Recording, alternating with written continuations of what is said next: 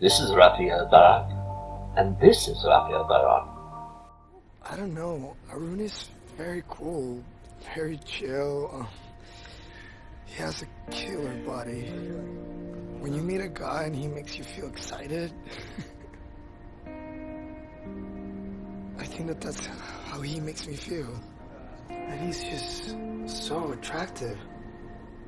They're the shining bright star of the film Lupe, which made its world premiere at the 2019 CineQuest Film Festival. It was there that I got to talk to the co-directors Charles Boulou and Andre Phillips about their long journey, which has now culminated in a broadcast deal with HBO Max and HBO Latino. ¡Isabel! ¡Isabel!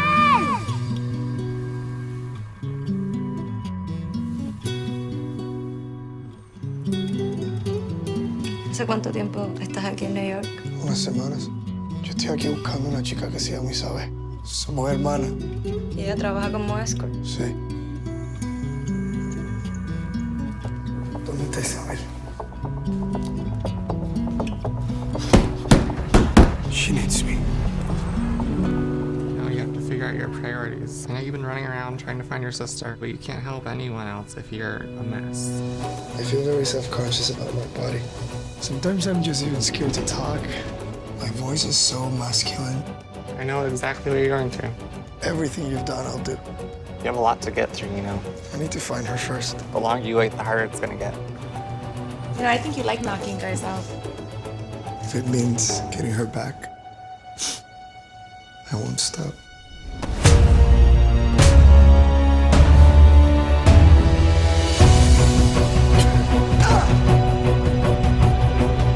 We adapt, you know. Or we create something new. Until you let go of the old. I'm trying. To find her, let go.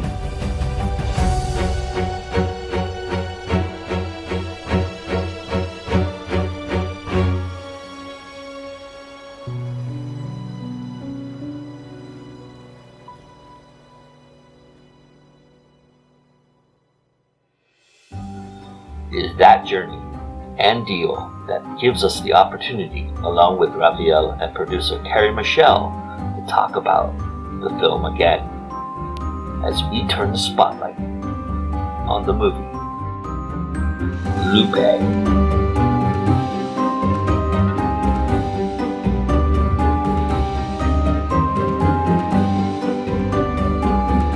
First and foremost, congratulations, HBO deal. Nice, long journey. For people who don't understand what what the process is like and what we go through, and making films, and then the journey is just beginning once the film is done. I mean, talk about the last several years for you all and going through the film festival circuit and then creating what creating the buzz that you created and getting the deal that you got from HBO.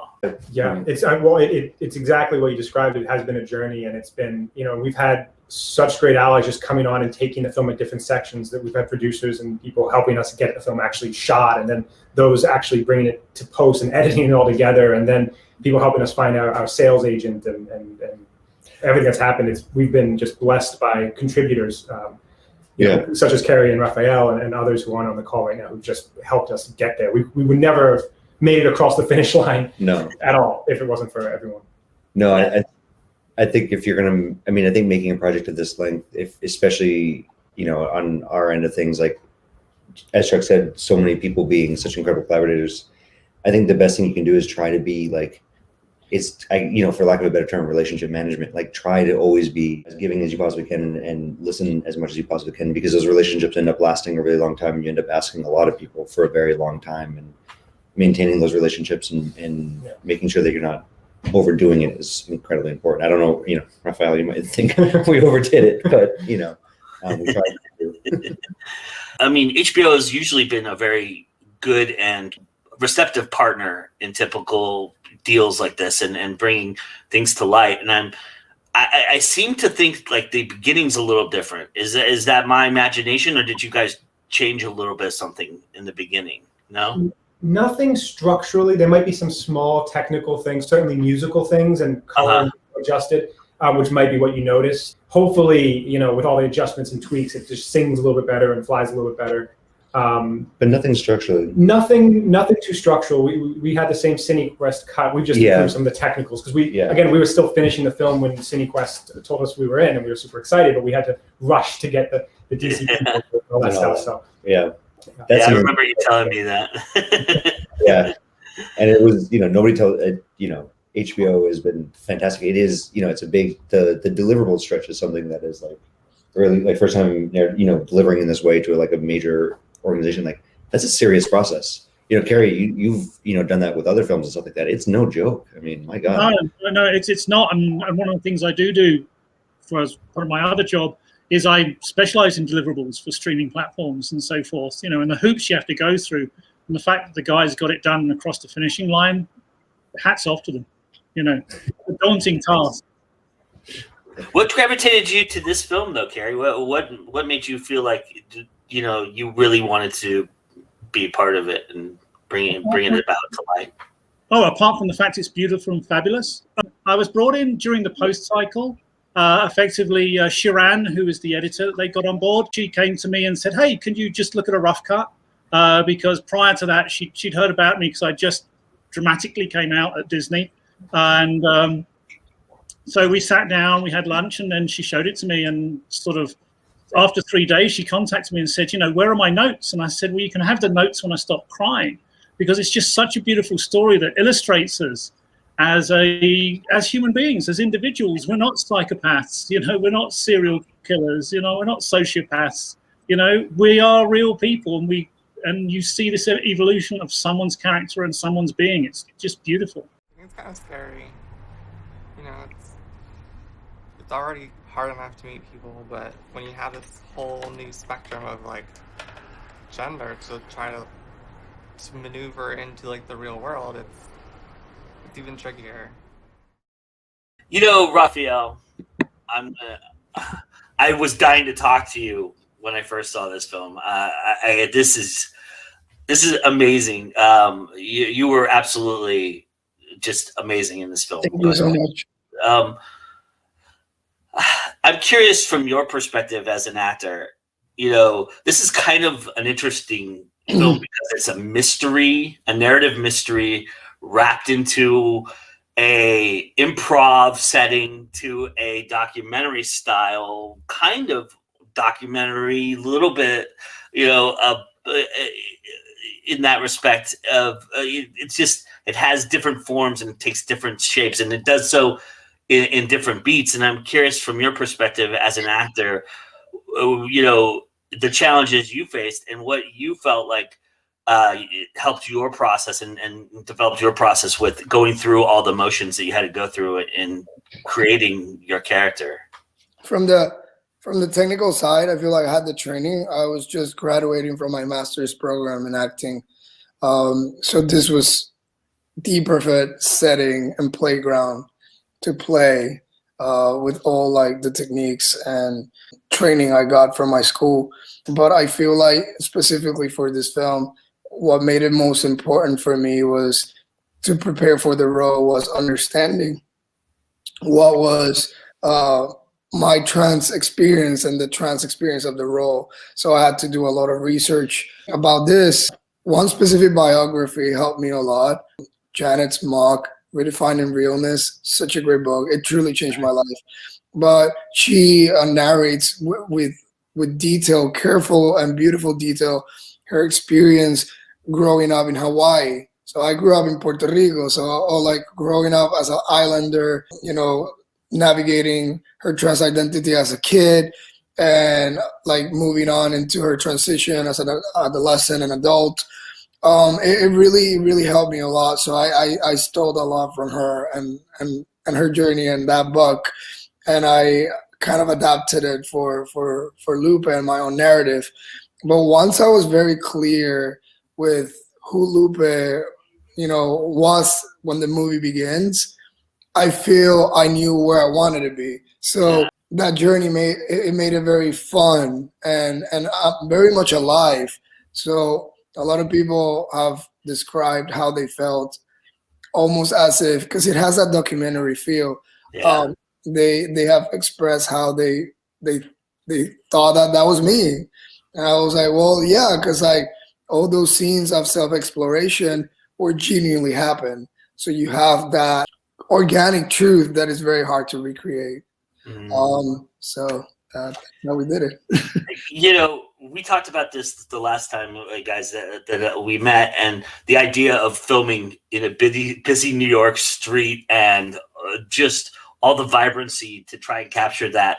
Do you feel like the documentary stylistically lent itself a little bit better to you know, maybe a little bit more forgiving for you to do stuff like that and make those shots more real and aesthetically, you know, bring that all that life behind Lupe and around Lupe, and then of course bring Lupe to the forefront in a lot of those scenes as well. Oh yeah. Yes, I mean, yeah, I mean, obviously, and so much of the credit goes obviously to Rafael for being able to not only perform this difficult role, right? Because there's a lot going on in every scene between just the different things that the character is dealing with, but we're also half the time we're doing that outside. We're filming one day we're in Manhattan, we're in Queens, we're in the Bronx, we're in Brooklyn. I mean, we managed to shoot everywhere but Staten Island, and that, you know, Rafael being able to, and everybody, all the cast and crew being able to keep that, you know, we're moving all over the city, we're seeing all these different kind of facets of the city,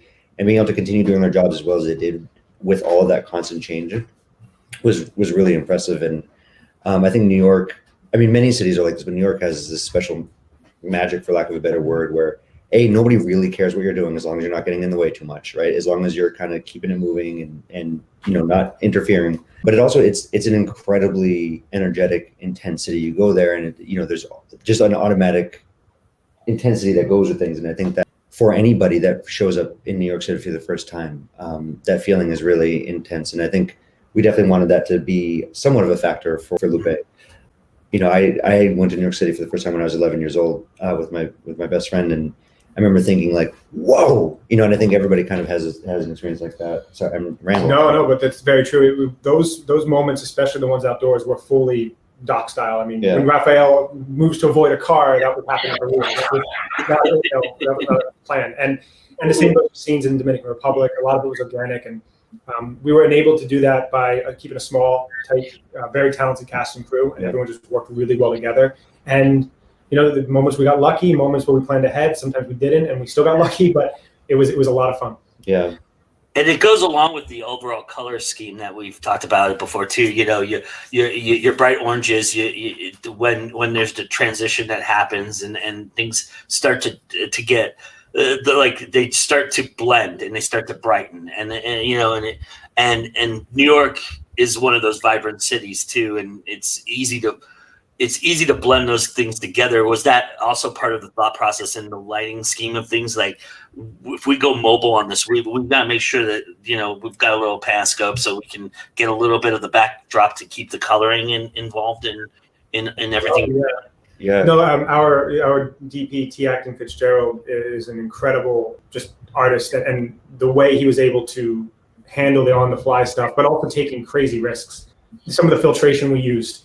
You know, he would even tell me on the day, he'd be like, I put a full gold filter in the camera. I think I've gone too far. And I'm like, no, you haven't gone too far. Not at all. And it looks really good. And half the time he's pulling his own focus, you know. And absolutely. You know, so there was a lot of consideration to the technicals. That's one thing we were able to do a lot of with testing ahead of time. How will neon look on this particular sense? And since we had the prominent neon light, what lenses are fast enough to shoot at New York at night? Without losing the low end. Where can we shoot most flexibly with light that's naturally, you know, I mean, every scene that we shot is very documentary style, but there's a lot of scouting and planning, and like, okay, we know, you know, that this particular set of scaffolding is set up, and they've got these beautiful work lights that they leave on for some reason all night, even though nobody's there. You know, we know that you know what I mean? And there's a lot of that kind of building. You know, here's our main location, what's all around it. And again, I mean, shooting in places like the Dominican Republic or you know, New York City, you kind of like you'd have to try not to find outstanding locations, right? Because as long as you're willing to be flexible and work with what's there, it's just there's so many cool things. Like, absolutely, yeah. And for you, Rafael, the way that they shoot this, it's a wide range.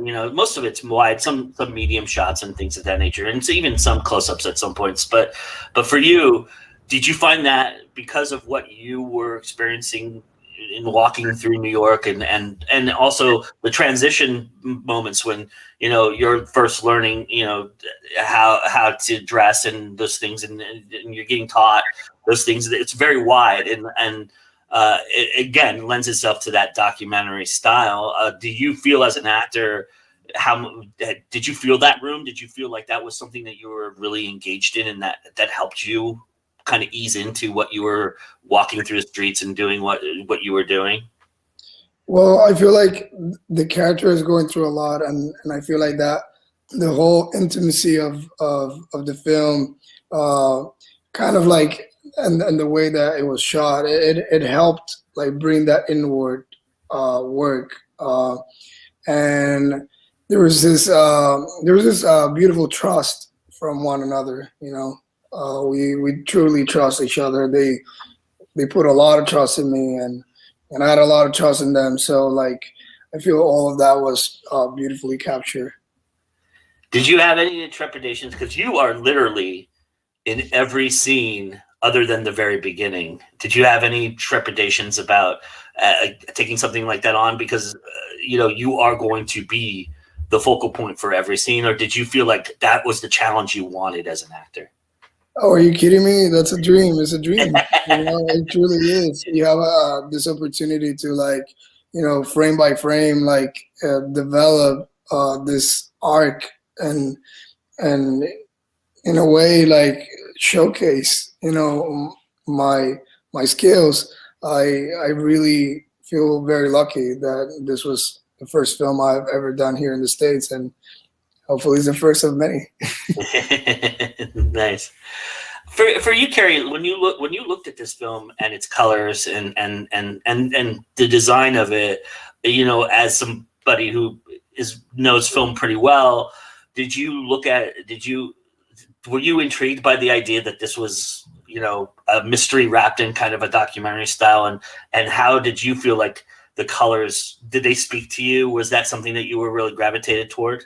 Well, yeah, obviously the purple speaks to me. And this was a look before Lupe. Now, I've always been a big fan of people like Peter Greenaway, where, in the sort of The Thief, it's all about colored scenes and transitions across.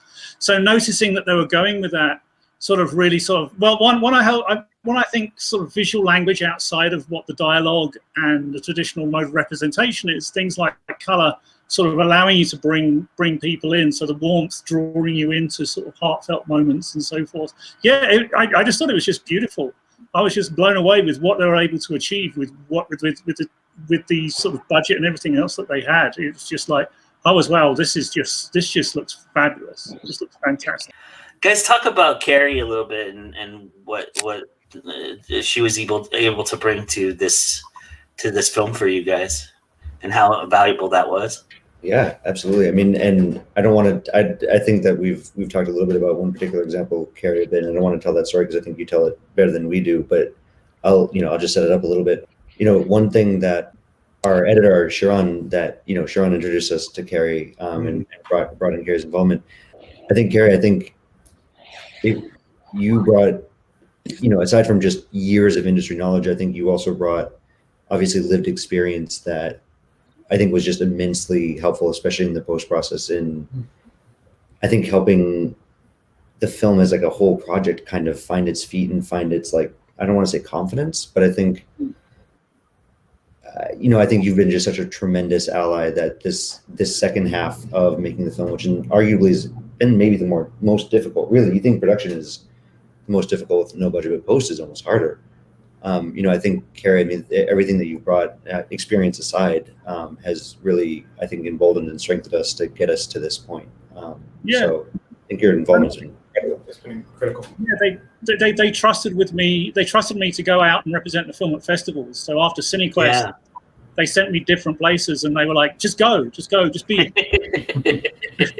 that thing you do, and do it exceptionally well with style and panache. But the thing that Andre was alluding to in the script, and again Rafael can pitch in if he wants as well, is there are some pivotal scenes within the film where Andre and Chuck were just really, really worried about it lingering too long and holding too long.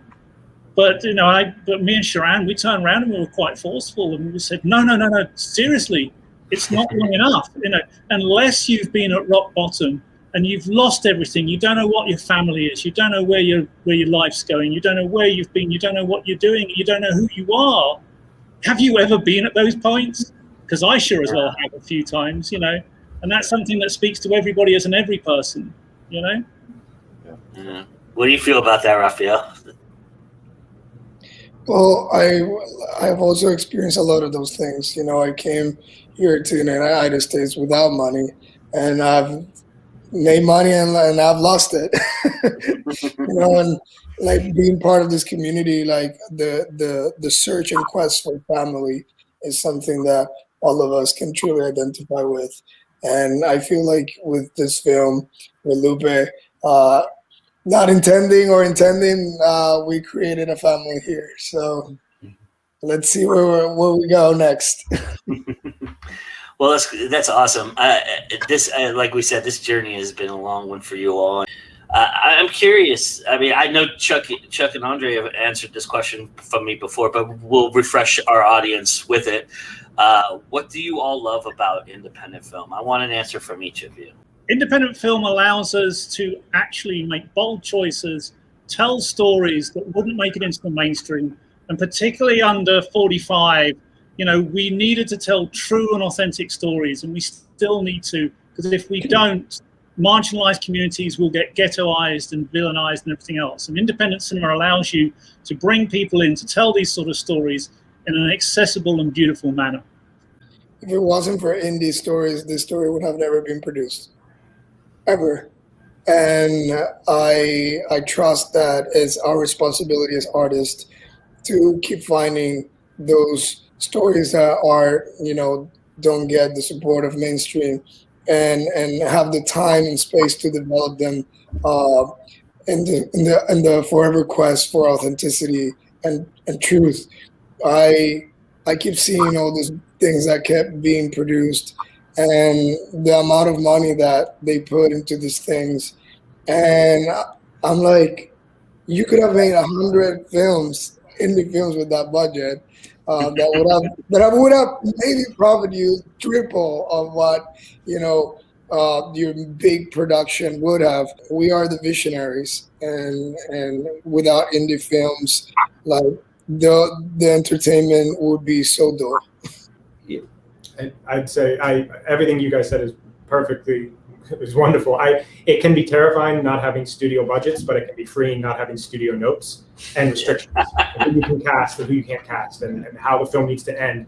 It's terrifying. It feels a little bit maybe like climbing a mountain without the harness, but it's freeing at the same point.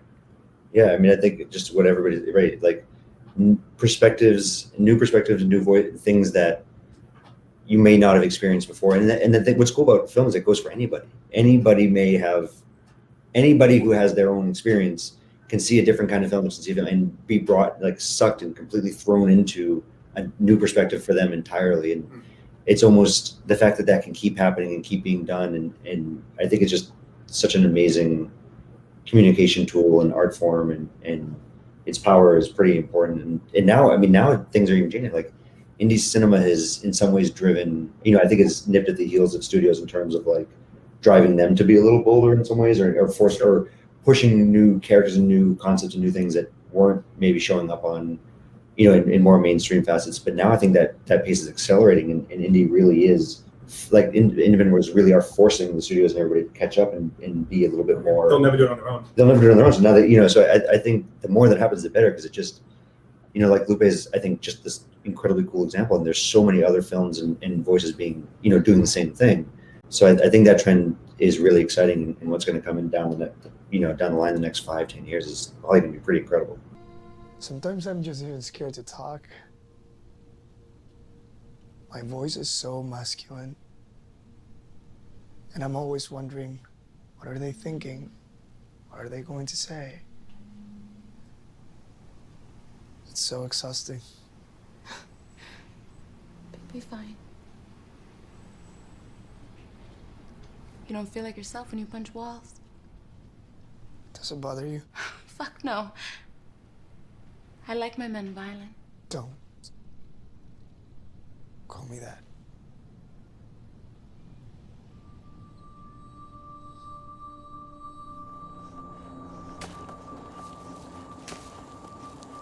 Rafael. Ay, Rafael. Si era mía que seas más fuerte. Ellos no te dejarán ser diferente.